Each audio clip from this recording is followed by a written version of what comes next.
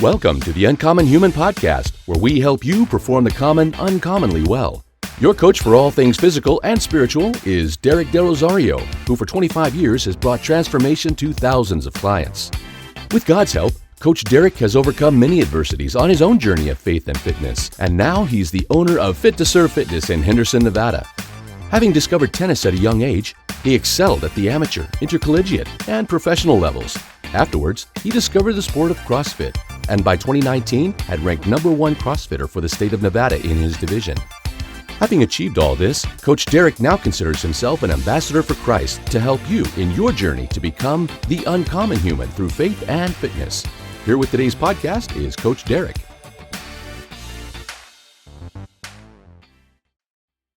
How's everyone doing? Well, welcome to the Uncommon Human Podcast, podcast number 2. And today we're going to take a look at living this life as this uncommon human. What does that look like? Well, first of all, it's performing the common uncommonly well. Great quote by Bruce Lee. I love this. But Bruce Lee said this. He said, "I never feared the person that knew 10,000 kicks, but I did fear the person who practiced one kick 10,000 times." That is exactly what we live by at the Fit to Serve method. What it is performing the common uncommonly well. And what we're going to look at is those 12 pillars that allows us to live this extraordinary life through faith and fitness. And what we're going to do is we're going to dive deeper in every podcast in these 12 pillars. There's 6 on the faith side and there's 6 on the fitness side. And inside of that, that's where we believe truly that this is that well-balanced, extraordinary life that you can live with applying and practicing this. We never arrive. We never master these. That as long as we're in these, living these things of balance in our life and faith and fitness, we're going to continue to press on and live this life that we're called to live. We all have a different calling in life, but these 12 pillars we're going to focus on. And I believe and Fit to Serve is a true advocate behind living behind this Fit to Serve method. So let's dive in. The 2 points what we're going to look at tonight is faith and fitness. And just like I said, there's 6 on the faith side and 6 on the fitness side. In 1 Corinthians 6:19, it says this, "Or do you not know that your body is the temple of the Holy Spirit who is in you, whom you have from God, and you are not your own?" And I love this because our bodies, these temples that we've been given this short term on earth to be able to live this extraordinary life, that little dash mark on our tombstone that we get to live out for Christ in these tents, these bodies that he's given us. You know, when you borrow something from someone, you like to return it just like it is or even better. That's what God has given us, these tents, these bodies, what we put in these bodies, what we see with these bodies. How do we use this temple that God has given us to live this extraordinary life on this earth that we have for just a little bit of time? Our life is just but a vapor. It's here one second and it's gone the next. And I love we have 7.8 billion people on this earth, and we have 2.4 billion Christians. So we have a lot of work to do. We have a lot of work to do on the faith side of discipling, sharing Christ, being able to be great ambassadors for Christ. So the first thing that we want to look at on the faith side is believing. What do we believe in? What we believe in is what we chase after and what we put ahead of everything else. Like, what do we wake up for and drives us every single day? And I know that that foundational piece is believing. So number 1 pillar is believe. What do we believe in? In John 3:16, we all know this, "For God so loved the world that he gave his only begotten son. Whoever believes in him should not perish, but have everlasting life." Is that you? Do you want to have everlasting life? It starts from right there in the crux of it all. That's the rock. That's going to hold the whole home up. If without that, you're going to build everything out on sand and it's going to get washed away. So believe is number 1. Number 2 is humility. And as you see on the screen, the hierarchy, the pillars that we're talking about, you can follow along with us as you see this. I'm a visual guy, right? So I love to see the visual pieces because it matches up to say, wow, okay, I'm here. And this next part is humility. And then the next part. And so you just kind of build up. Each one stacks on top of the other. Now, it's not some biblical hierarchy that is in the Word of God that you have to live by, but this is what the testimony through Fit to Serve and what's made us this extraordinary way of living through our testimony through Christ and what He's called us to do. And so with humility in Proverbs 3, verse 34 says this, surely He scorns the scornful, but gives grace to the humble. How? I mean, humility with men, humility with those, it's hard to be a humble servant. We love to be prideful about the accolades, the thing that we do, but God wants us to have that teachable spirit. He wants us to be just like one of our brothers or sisters. How can we show that humble heart? You see, Jesus showed it by washing the disciples' feet. You remember that? He showed them a great example. What they would do is washing others' feet by washing and sharing the love of Christ. And so how can we be that leader that leads from the front, that can show vulnerability, that can show their mistakes, can show that I don't know it all. So right after believing is being humble, because by following after Christ, there's a lot of change that happens in your life and a lot of pride goes out of the window. Some of the things that you may have to stop doing or maybe start doing, depending on where God is calling you and what is He having you doing. And next is love. Love your neighbor, right? And John 13, 34 through 35 says this, a new commandment. This wasn't a suggestion. This was a commandment by the Lord. The new commandment I give to you, that you love one another as I have loved you. That you also love one another. By this, all will know that you're my disciples if you love one another. See, love covers a multiple sins, right? Love covers, it's hard to hate someone when they keep loving you, right? They continue to say, I love you, and continue to love on them. The world wants us to combat and fight and argue against each other. And Jesus says, just keep loving them right where they're at. No matter their background, no matter where they come from, Jesus loved them all. He hung out with beggars and prostitutes and tax collectors and everyone, every shape and form of whatever mentality of a person is that we would put in a box, He would hang around because they need Jesus. So how are we being able to love those around us? It's easy to love the lovable, but how do we love the unlovable? The ones that just get on our nerves, like, no, don't put me in a room with that person.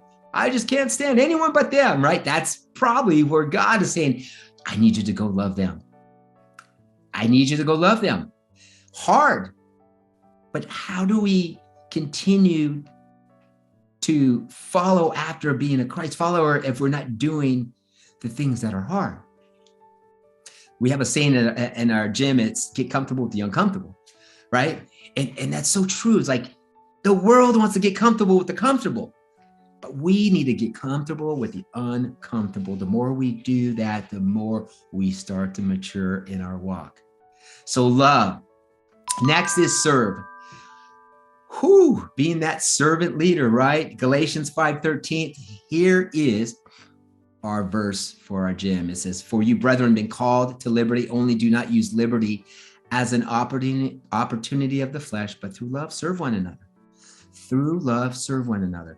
We need to serve around, not for show, not be for accolades, not be telling people what you did, but because when God's love, His agape love starts pouring through you and you start changing the lens of how you look at other people and other things, you start wanting to do it because you want to serve Him. How is your servanthood to other people? How are you serving? Are you serving those needs that God is tugging on your hearts and going, I need you to be that servant leader?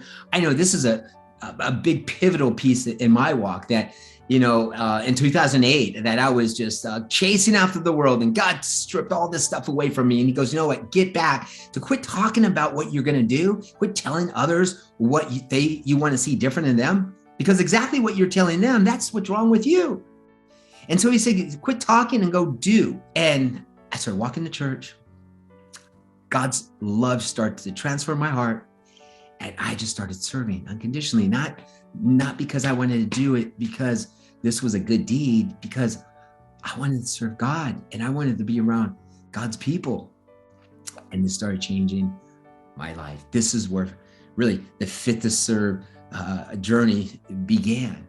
And it was out of that piece where God started sharing the vision of Fit to Serve and what that all meant, of how transforming lives throughout the world, right? From the inside out. And so God cares about the heart. And as we grow closer to him, the source of love, his love starts to pour through us so it can pour out onto others. That's what the world's looking for. They're looking for love, but they're looking in all the wrong places. You heard the song, right? Looking for love, right? I don't have to sing it to you. I don't have a voice, but you know that I've been there. We've all been there. We're trying to fill that gap, that big hole in our heart. It's the love from God, that peace that we're looking for, that passes all understanding, because we're missing the love and we're trying to find the love. The temporary love, it'll be fixed for a week, a day, a year, or even 10 years. But the everlasting love is Jesus. And so go out and his love will start to transform your life. The fifth thing is character. Romans 5:23, it says this, and not only that, but we also glory in tribulations, knowing that tribulations produces perseverance, and perseverance produces character, and character produces hope. And so as our character changes, this is the inside out training, right? We start to see, as we start to go through this adversity and trials in our life, it develops character. See, we may think that, like, why are all these things happening to me? Maybe God is allowing you to go through this right now because he knows you're ready. When you're ready, he is going to give you the next little assignment. And it could be, if kids in your eyes seem like, this is how I'm going to ever get through this. But he gets you through it, and he gets you through it, and he walks with you. He doesn't say he's going to take it away. He's going to walk with you through it. And you're so thankful on the other side, because you get this bigger insight, you gain wisdom, this character, this patience, right? You start to have when other trials come your way. And that's what it is. It's faith endurance, right? It's having faith and being able to endure for the long term. It's not this sprint, but it's this marathon. And when you start to see that, and you start to see other trials come your way, you can start to have this joy. And that joy fills your heart. And that character starts to, you start to see people's real character when they're put under pressure. Everyone's character looks great when there's no pressure, right? The pressure that we're put under is a good thing. Without pressure, we don't grow. Our character just stays the same. God cares about your character. He doesn't care about how many houses and how much money you have in your bank account, how many raises you got and corporate ladder you've been gaining all these years, and how many up the totem pole you've gained, and all these things that the world applauds you to. He cares about your character. As your character grows, he has this great smile and he's kissing you on the forehead. Well done, my good and faithful servant. Well done, well done. And that's what we all want. We want the accolades from our Father, right? Not from the world. And last thing on the faith side is that transformation. Here's what it says in Romans 12:2. And do not be conformed to this world, but be transformed by the renewing of your mind, that you may prove what is that good and acceptable and perfect will of God. Do not be conformed to the world. The world wants to conform us into this little box, but God wants to transform us from the inside out. I love this I think in Japan, they were making these watermelons. They were putting them in this square container. They were shipping them out to the US, and everyone loved them because now this watermelon would be able to fit into our refrigerators. This oval looking watermelon, it's a weird shape and like you cut it up. But now you can keep this square watermelon. And what was happening, they were growing the watermelon in this cube-like container. And as it grew, it just forced itself into this square-like shape. And that's what that ceiling as a world, they shape us as we grow. We're shaped into this squared off container. We don't get to grow outside of that. And so what this verse is saying is, do not be conformed to that, but be transformed by the renewing of your mind. Your mind, see, we have this big groove in our head of the past life we used to live, and this big groove that needs to be just filled with love. There's peace, patience, and faith, all these things, these good things that we start to see, and it starts to renew the mind. The things that we used to think about, the things we used to listen to, they start to slowly fade away. We don't always forget about them, but they fade away. And this takes time. That's why this transformation takes time. Time under tension. You see a caterpillar, right? The caterpillar is in the cocoon. It's trying to bust out, but it's in that cocoon and it has to stay in there, trying to struggle with its wings to get out because it's building strength. It's building resistance training. It's building strength. The resistance training that we're going through in life is building strength. So now when that cocoon is hatched, that beautiful butterfly is able to fly away, but it has the strength in its wings to be able to fly. If you opened up that cocoon early, no strength to even fly away. And sometimes we open up the cocoon in our life way too early. And we just sit there. No flight at all. Here's it is. If there's no fight, there's no flight. Make sure the fight for what God has put in front of you, it's worth it. It's worth it. He wants to do this miraculous work in your life. So let him. So that brings us to our second point. Fitness, we're going to talk about. In 1 Timothy 4:8, it says this: for bodily exercise profits little, but godliness is profitable for all things, having promise of the life that now is and of what which is to come. It profits little, right? Bodily exercise, but it profits, right? We know the spiritual side profits way more, but here's what I believe right behind it is our physical body. We need to take care of those things that we've been given, right? That God's been giving us. There are over 41,000 healthcare clubs in the US. There's like one on every corner. And here's the stat. Listen to this. Over 70 million adults in the US are obese. 35 million men, 35 million women. And 90 million are overweight.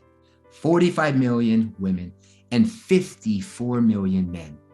We know it's not enough gyms.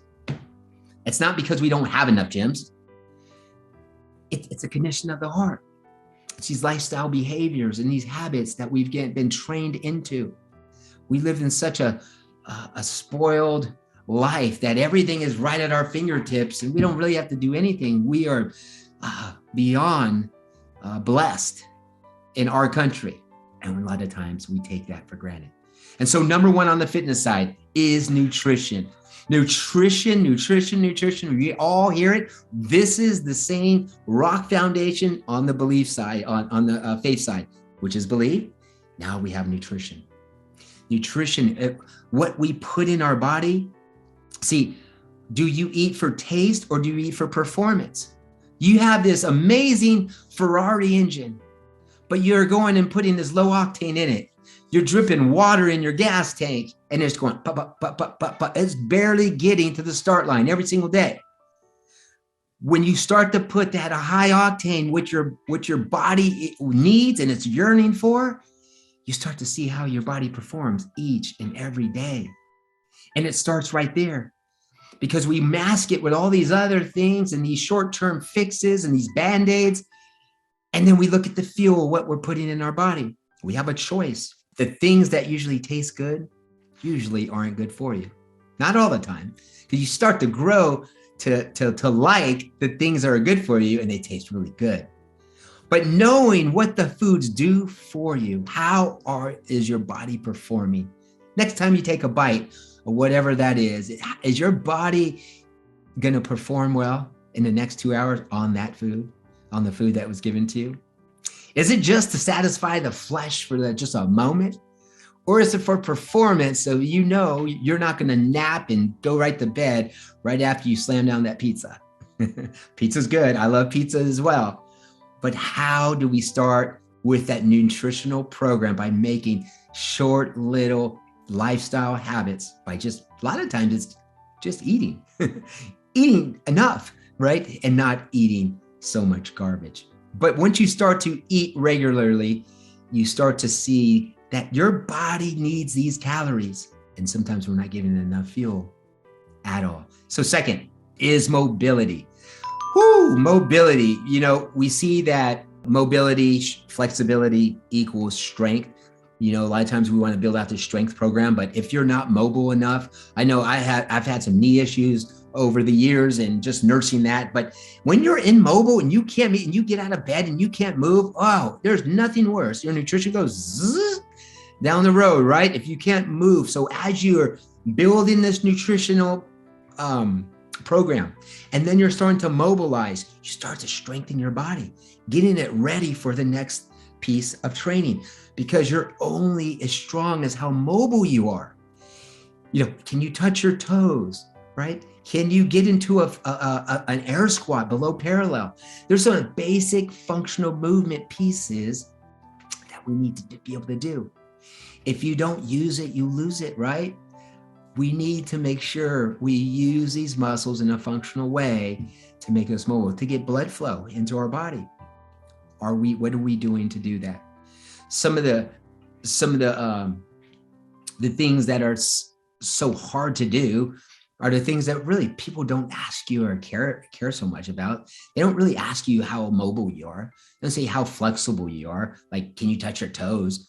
They probably want to know how much you back squat or bench press, or how big are your biceps. Like, that's great for aesthetics on the outside, or numbers to give someone if you're in that sport of powerlifting or strength training. But can you functionally move well? Can you move well and get up and walk and get into a decent amount of a couch stretch, or a lizard position stretch, or a down dog, or whatever that may be? That seems so painful, right? It is going to be painful, but it's okay, because as that pain, you start to experience that pain, you start to get blood flow through that body and through that joint, that muscle, you start to have that healing sensation. Your body starts to naturally, our bodies are amazing. They heal themselves as you start to put your body through some of these basic stretches. So the next piece is endurance. Endurance to run the race that's set before us. And we know how important the heart is. The largest muscle in the body. We have to condition the heart. Jump roping, walking, running, whatever it is, to get that heart rate at that aerobic state. And that's just maybe just walking to the mailbox and back. But building that endurance. As you have your nutrition built out, your mobility is good. Now you start to go walk, to jog, to run, whatever that is, to get that endurance up. And next is gymnastics. This is just push-ups, sit-ups, pull-ups, air squats. It could be backflips and all that, but we just need to do some basic body weight movement without load. How is your gymnastic movements, right? You can build up tons of strength with doing gymnastic movements. You can hang out by doing air squats, pull-ups, sit-ups, air squats all year long with a little bit of walking, great nutrition, and excellent mobility, and be amazing. Be amazing. But a lot of times we want to skip steps. We want to skip, where we want to skip to? This next step, weights. Weight training. Yes. Who want the barbells? Who want to put load on, put weights on? I want to hear those barbells clamp on the ground. But if we're not in good positions and we start to put weight on, we start to get injured. At our gym, it's safety, technique, then intensity. Unfortunately, the world has this intense first, right? Let's go hard as we can. Skip all your nutrition. Let's go outperform your diet. If we work out hard enough, we can eat whatever we want. That's a lie. You can to a point, but you're not going to get the max amount out of your body that what you can get if you build in these stacking pieces of the pillars. So weight training. Yeah, we want to put load on. We want to build strength. We want to deadlift. We want to back squat. We want to press.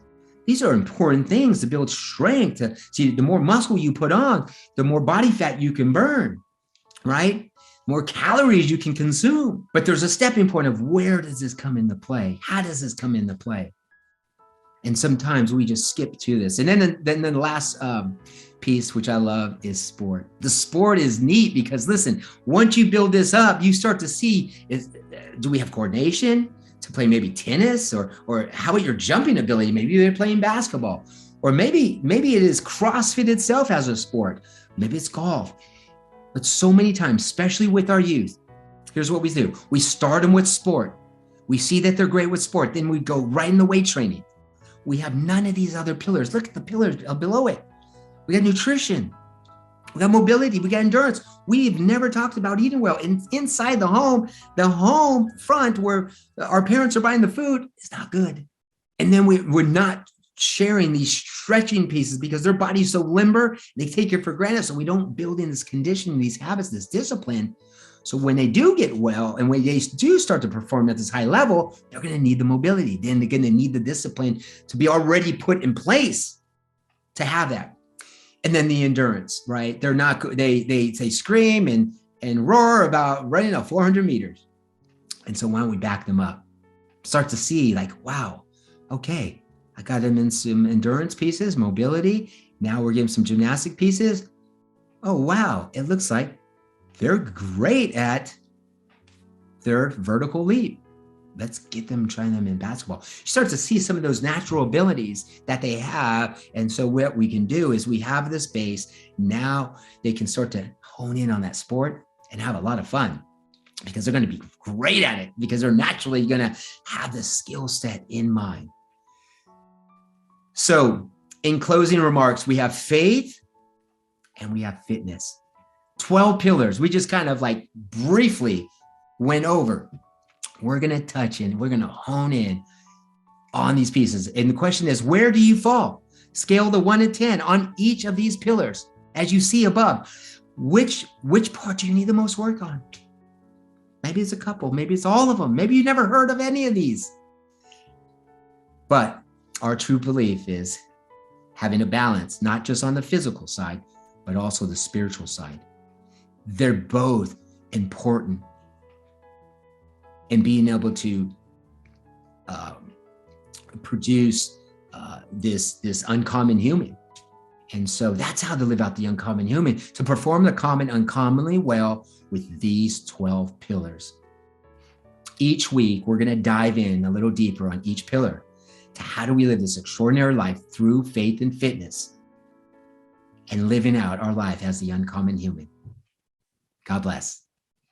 If you enjoyed this podcast, please like, comment, subscribe, and share this video as much as possible. And visit our exclusive Facebook community where Derek offers training videos and other valuable content to help you grow through faith and fitness. And don't miss out on a free 12-week nutrition guide. Just go to smiletoday.fitness. That's smiletoday.fitness.